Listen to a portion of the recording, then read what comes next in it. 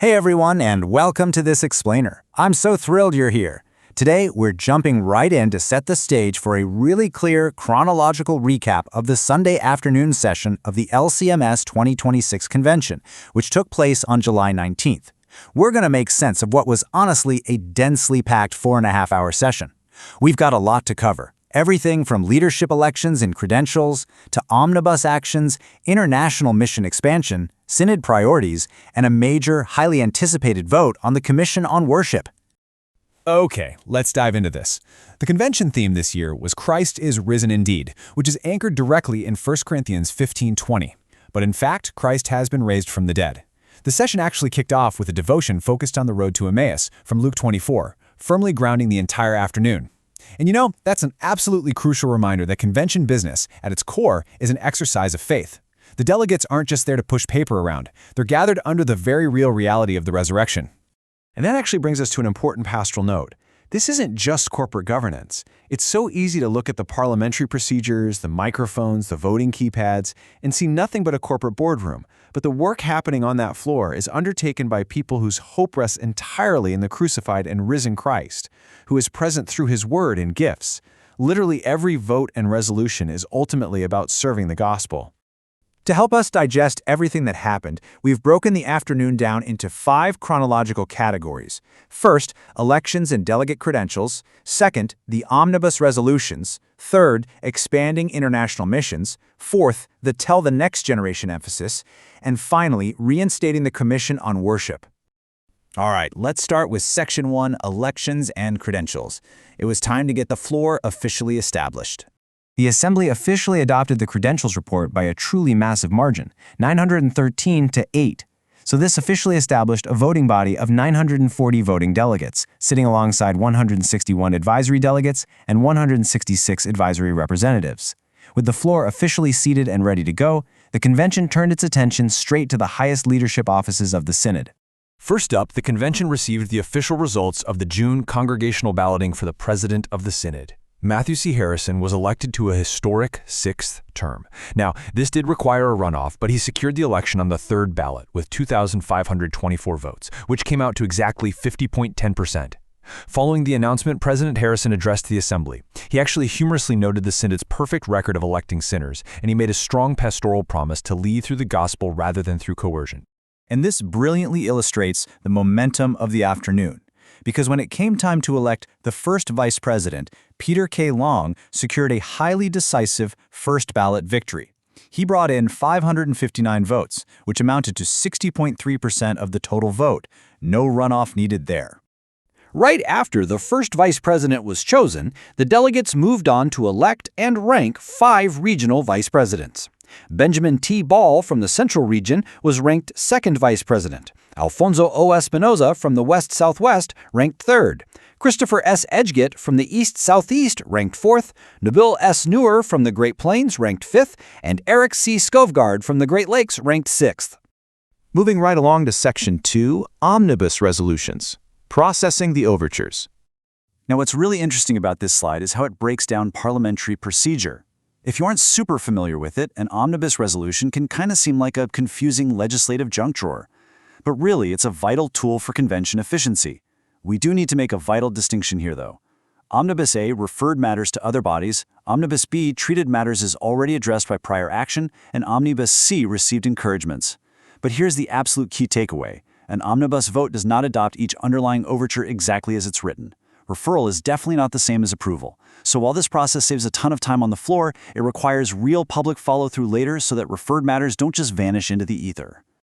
During this part of the session, multiple delegates actually approached the microphones to try and extract individual overtures for separate floor debate. They wanted to discuss topics ranging from Concordia University and Arbor to call accuracy and even women's suffrage. However, every single extraction motion failed.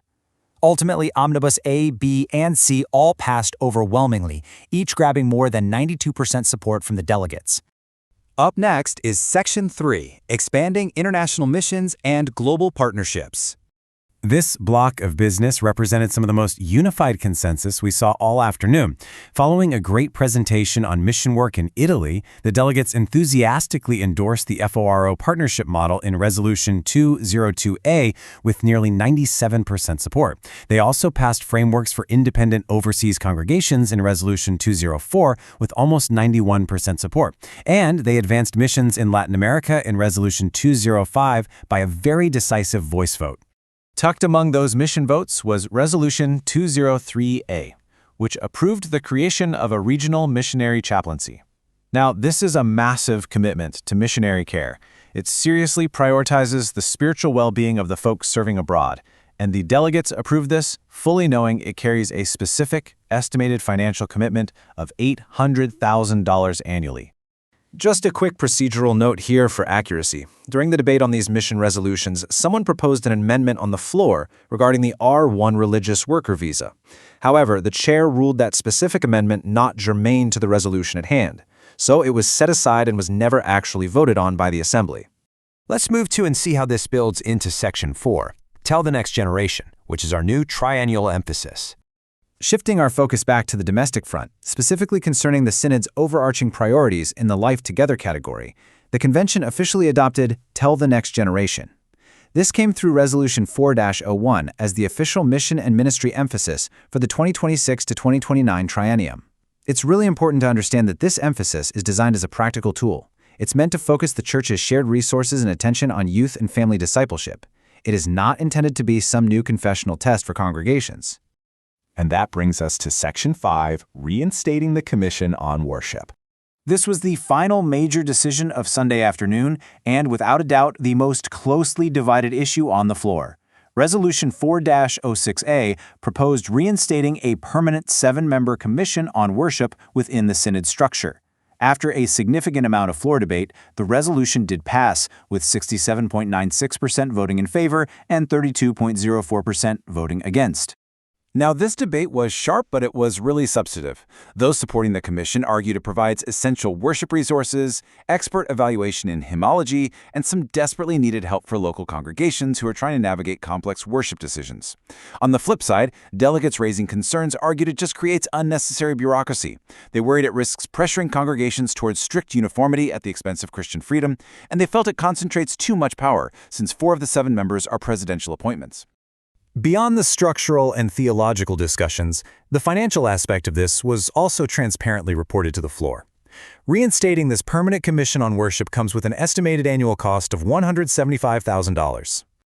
So, the crucial point is, what does all this actually mean for local congregations, pastors, and families back home?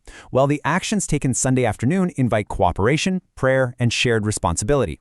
Looking ahead, the convention still has to tackle secretary and board elections, as well as electing those new members for this reinstated commission on worship. Districts and parishes are going to begin seeing the rollout of the missionary chaplaincy, new policies for overseas congregations, and fresh resources for Tell the Next Generation. Plus, we all need to stay vigilant on the follow-through of those Omnibus reports. As we wrap up this explainer, I want to leave you with this final, vital thought drawn straight from the delegate briefing. No convention vote preserves the Church. Christ crucified and risen preserves His Church through His Word and sacraments. Convention work should serve His gospel and the sending of His people. With these massive new initiatives in international missions and youth discipleship now officially in motion, the big question is, how will your congregation step up to serve this gospel mission in the coming triennium? Thank you so much for joining me today. Keep asking great questions, and I'll see you next time.